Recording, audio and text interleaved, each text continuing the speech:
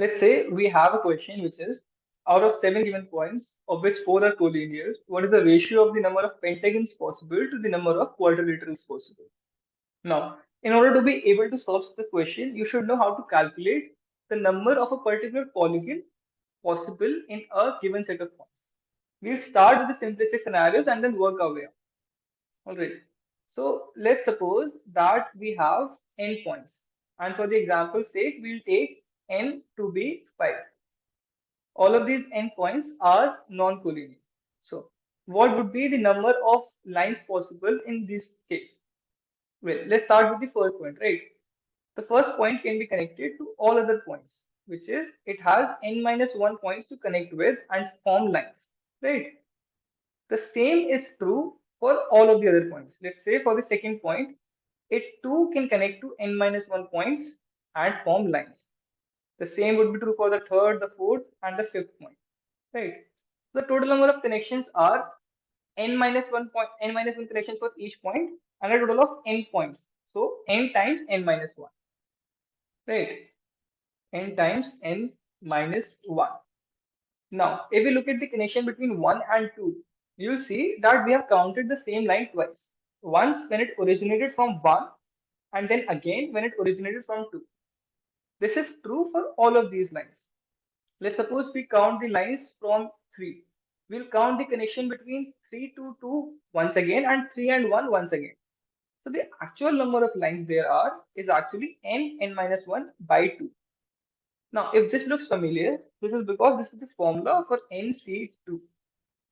A more intuitive way of thinking about this would be we have 5 points, right? In order to make a line, you require two distinct points. Since none of the points are collinear, every line will be distinct. So, in order to make a line, you require two distinct points, and we have n points. So, we have to choose 2 points out of these n points. That can be simply done by NC2 or n choose 2. Now suppose instead of having 5 non-collinear points, we have 5 points of which 3 are collinear. What will be the number of lines possible in this scenario? Well, if we count them out, we'll have a total of 8 lines. Well, in the above expression, we got 5C2, which is 10. So where are the other 2 lines? Well, if we look at the connection between 1 and 2, 2 and 3, and 1 and 3, we'll see that although these are different line segments, these are the same lines. They have the same equation. A line segment is just a part of a line which has end. A line does not have an end. So when I connect points 1 and 2, it itself is extended to point 3 and it becomes equal to 1 to 3 connection. It also includes 2 to 3 connection. So how do we calculate the number of lines in such scenarios? Well, a general method to do this is to first consider the total number of cases possible were there no collinear points, and then subtract the cases which are not possible because some points are collinear. So let's start with assuming that there are no collinear points. That would be 5C2, right? And then we have to subtract the cases which are not possible because some of the points are collinear. Then we just have to focus on the collinear points. There are a total of 3 collinear points. So the number of lines which would have been possible had these points been not collinear is just simply 3C2, right? These 3C2 lines would have been possible if they were not collinear, but these are not possible because they are collinear. Therefore, we subtract them. Now, when we subtract 3C2, we are removing the connection 1 to 2, 2 to 3, and 1 to 3.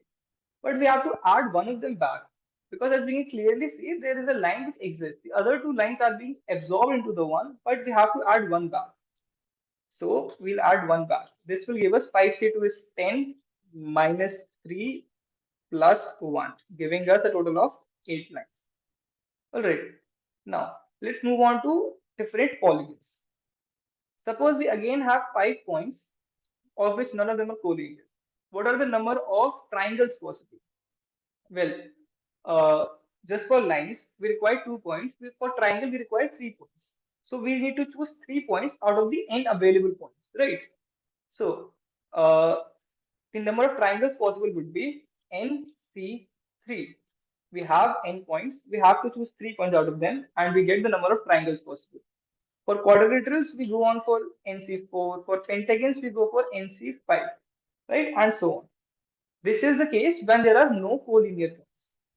Let's see now what will happen if some of them are collinear. Let's go back to an example in which we have 5 points and 3 of them are collinear. Similarly to what we did for lines, we'll first assume that all of them are non-collinear. In that case, it would be 5C3. Now we have to subtract the cases which are actually not possible because there are some points which are indeed collinear.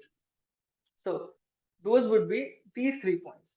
Now the number of triangles formed by these 3 points are not actually possible and we have to subtract them.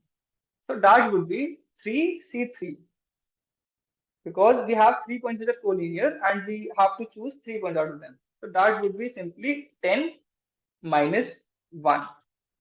So a total of 9 triangles are possible. Okay. Let's go and see the number of quadrilaterals possible in such a scenario. For polygons with more than 3 vertices, what I like to do is separate the points into two distinct sets, collinear set and the remaining set.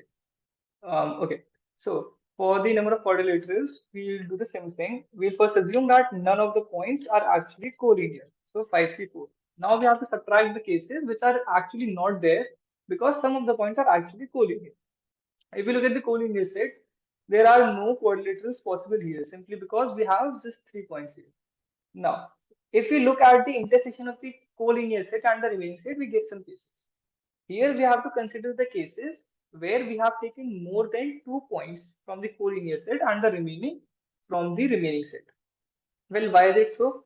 Well, suppose we take all these 3 points in this scenario and the remaining one from the remaining set. What we get here is actually a triangle. Why is it so? Well, one of the points in the collinear point will obviously lie between the two outer points and hence will not act as a vertex. So what we get in this scenario is not even a polygon which we wanted. This is another polygon.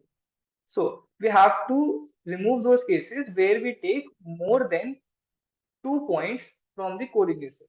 So in this case, that would be 3C3 and 1 point would have to come from the remaining set. That can be taken in 2C1 cases, 2C1 base, right? 3C4 is not possible and that is all we have. So upon solving this, we get 5C4 is nothing but 5, 3C3 is nothing but 1 and 2C1 is just 2. So we get a total of 3 quadrilaterals, right? Okay. Now going back to our original question,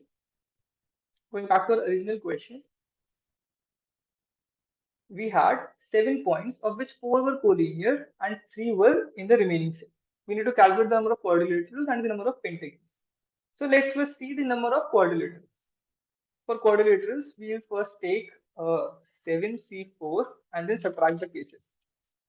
So we'll again start with 4C3 because more than 2, right? So 4C3 and then that has to be multiplied with, we require one more point and we have 3 points in the remaining set. So that would be 3C1. Then we have to consider another case where there are 4 points selected from the collinear set. So that would be 4C4,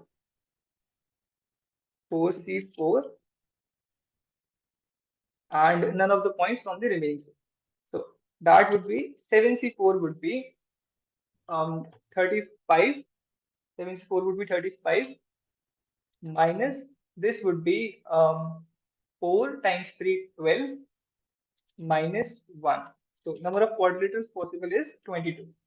Now, looking at the number of polygons, number of pentagons, we get 7C5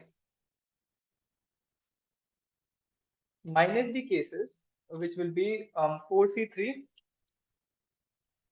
times, we require 2 more points, 3C2, 3C2 minus 4C4 and 3C1. We cannot have 4C5, so that's it. 4C5 again in this case would be 21 minus 4C3 is just 4, 3C2 is again just 3, so 4 times 3 is 12 minus 4C3, 4C4 is 4 and 3C1 is 3. So that is just 3. That would give us 6. So the ratio is actually 6 by 22 or 3 by 11. The answer would be 3 by 11.